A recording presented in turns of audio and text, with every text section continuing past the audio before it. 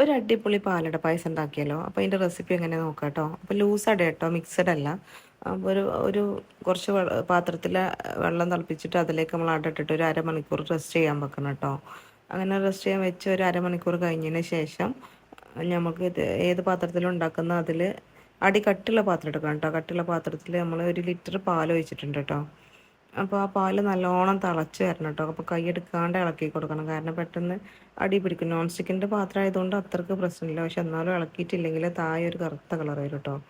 അപ്പോൾ അത് നല്ലോണം തിളച്ച് വരുമ്പോൾ നമ്മൾ ഫസ്റ്റായിട്ട് ചേർക്കുന്നതിലേക്ക് പായസത്തിന് ആവശ്യമായിട്ടുള്ള പഞ്ചസാര ചേർത്ത് കൊടുക്കുക കേട്ടോ ചെയ്യുന്നത്. എത്രയാണോ നിങ്ങൾ മധുരം ആവശ്യമുള്ളത് അത്രക്ക് പഞ്ചസാര ഇട്ട് കൊടുക്കുക കേട്ടോ. അപ്പോൾ ഞാനതിലേക്കൊരു 3 സ്പൂൺ കയ്യിൽ ചേർത്തെടുത്തിട്ടുണ്ട്. ഒരു 100 ഗ്രാമൊക്കെ ഉണ്ടായിരിക്കും. അത് ചേർത്തിട്ട് നല്ലോണം തിളപ്പിക്കണം കേട്ടോ. പാലും പഞ്ചസാരയും കൂടി നല്ലോണം തിളച്ചൊന്ന് വരണം കേട്ടോ. ഒന്ന് പാലും പഞ്ചസാരയും കൂടി നല്ലോണം മിക്സായി വരുമ്പോൾ തന്നെ പായസത്തിന് നല്ല ടേസ്റ്റ് കേട്ടോ. അപ്പോൾ അങ്ങനെ ഒരു 10-20 മിനിറ്റ് ഞാൻ നല്ലോണം തിളപ്പിച്ചിട്ടുണ്ട് കേട്ടോ. ഒന്നൊന്ന് കുറുകിയിട്ടുണ്ട് കേട്ടോ. അങ്ങനെ കുറുകി വരണം കേട്ടോ. അപ്പോൾ പായസത്തിനൊരു ആ ഒരു പാലടൻ്റെ പ്രത്യേക ടേസ്റ്റ് കിട്ടുന്നത്. ഇനി നമ്മൾ അവിടെ മാറ്റി വെച്ചിട്ടുള്ള അട ഇതിക്ക് ചേർക്കുന്നുണ്ട് കേട്ടോ. അടുത്തതായിട്ട് ഞാൻ അടൻ്റെ കൂടെ കുറച്ചും കൂടി ആ നൂൽസേമി ഉണ്ടല്ലോ അതും കൂടി ചേർക്കുന്നുണ്ട് കേട്ടോ. പക്ഷെ അതിപ്പോൾ ചേർക്കുന്നില്ല. ഫസ്റ്റ് അട ചേർത്തുനിന്ന് കുറച്ച് വേവാകുമ്പോഴാണ് അത് ചേർക്കുന്നത് കേട്ടോ. അപ്പോൾ ഞാൻ അട ചേർത്ത് കൊടുക്കുന്നുണ്ട് കേട്ടോ. ഈ പാൽക്ക് 1 ലിറ്റർ പാൽക്ക് ഒരു 200 ഗ്രാമൊക്കെ അടയൊക്കെ ഉണ്ടാവും കേട്ടോ. അത് ചേർത്തെടുത്തിട്ടുള്ളത്. ഇനി അടയും പാലും കൂടി നല്ലോണം തിളച്ച് മിക്സ് ആവണം കേട്ടോ. അട വെന്ത് വരണം കേട്ടോ ഇതിൽ കടന്നിട്ട്. പിന്നെ കൈയെടുക്കാതെ ഇളക്കി കൊടുക്കുക കേട്ടോ. ഒന്ന് ഹൈ ഫ്ലെയിമിലിട്ട് നല്ലോണം തിളച്ചിട്ട് പിന്നെ അത് ലോ ഫ്ലെയിമിലാക്കിയിട്ട് പിന്നെ നല്ലോണം ഇളക്കണം കേട്ടോ.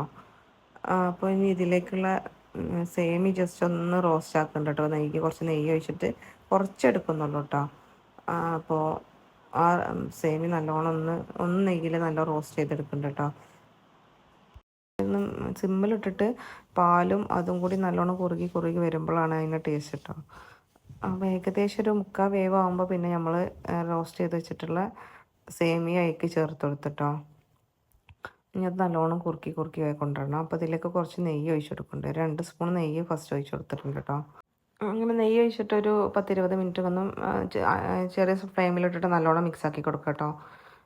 അപ്പോൾ പായസവും നെയ്യും ഒക്കെ നല്ലോണം മിക്സായി വരുമ്പോൾ ഒരു പ്രത്യേക ടേസ്റ്റ് കിട്ടും കേട്ടോ. ഇനി കാരമലൈസ് ചെയ്തിട്ട് ഒഴിക്കുന്നുണ്ട് കേട്ടോ. ഒരു ചൂടുള്ള പാത്രത്തിൽ കുറച്ച് ഷുഗർ ഇട്ടിട്ട് ഒന്ന് മെൽറ്റാക്കി എടുക്കുകയാണ് കേട്ടോ. ഒരു ലൈറ്റ് ബ്രൗൺ ആകുമ്പോൾ തന്നെ അത് ഓഫ് ചെയ്യണം കേട്ടോ, അല്ലെങ്കിൽ പെട്ടെന്ന് കറക്കുന്നുണ്ട്. അപ്പോൾ ഇത്രയേ ഉള്ളൂ. ഇനി കാരമലൈസ് ചെയ്തത് നമ്മൾ പായസത്തിൽ ഒഴിച്ച് മിക്സ് ആക്കുക കേട്ടോ. അപ്പോൾ അടിപൊളി പായസം റെഡിയാണ്. എല്ലാവരും ഉണ്ടാക്കിയൊക്കെ ഇഷ്ടമായി ലൈക്ക് ചെയ്യുക, ഷെയർ ചെയ്യുക, സബ്സ്ക്രൈബ് ചെയ്യുക. നിങ്ങൾക്ക് ഇതിലേക്ക് കുറച്ച് മിൽക്ക് മേഡും മറ്റേ റൈസസും കേഷ്നട്ടൊക്കെ ഇടാം കേട്ടോ. എൻ്റെ കയ്യിൽ അതൊന്നും ഉണ്ടായിരുന്നില്ല, അതുകൊണ്ട് ഞാൻ ചേർത്തിട്ടില്ല. പക്ഷെ എന്നാലും നല്ല അടിപൊളി പായസമാണ്. ഒരു പ്രാവശ്യം നിങ്ങൾ മസ്റ്റായിട്ടും ട്രൈ ചെയ്ത് നോക്കണം കേട്ടോ. എന്നിട്ട് കമൻറ്റ് അറിയിക്കണേ.